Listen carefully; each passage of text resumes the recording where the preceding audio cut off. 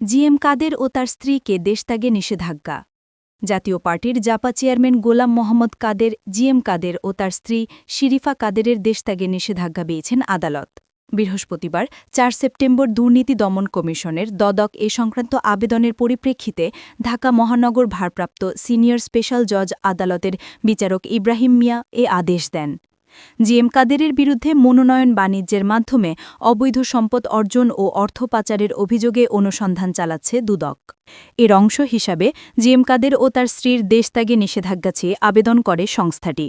দুদকের জনসংযোগ কর্মকর্তা আক্তারুল ইসলাম সাংবাদিকদের এ তথ্য জানিয়েছেন।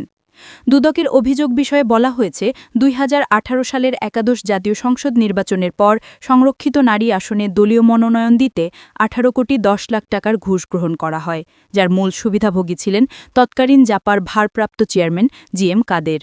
অভিযোগে বলা হয়, চুক্তি অনুযায়ী অর্থ পরিশোধ না করায় অধ্যাপক মাসুদা এম রশিদ চৌধুরীকে দলীয় পদ থেকে সাময়িকভাবে বরখাস্ত করা হয় এবং তার স্থলে জিএম কাদেরের স্ত্রী শরীফা কাদের সংসদ সদস্য হন। এতে আরও বলা হয়, জিএম কাদের জালিয়াতির মাধ্যমে জাতীয় পার্টির চেয়ারম্যান হন এবং দলীয় পদ বাণিজ্য ও মনোনয়ন বাণিজ্যের মাধ্যমে বিপুল অর্থ সংগ্রহ করেন, যা পরে বিদেশে পাচার করা হয়। জাতীয় পার্টির কেন্দ্রীয় কমিটি ৩০১ সদস্য বিশিষ্ট হলেও বর্তমানে ৬০০ থেকে ৬৫০ জনকে অন্তর্ভুক্ত করা হয়েছে, যা পদ বাণিজ্যের প্রমাণ।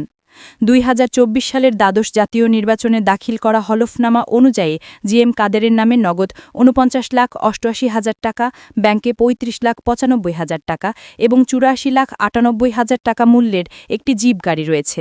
এছাড়া তার স্ত্রী শরীফা কাদেরের নামে নগদ ৫৯,৫৯,০০০ টাকা, ব্যাংকে ২৮,০৯,০০০ টাকা এবং ৮০ লাখ টাকা মূল্যের তারও একটি জিপ গাড়ি রয়েছে।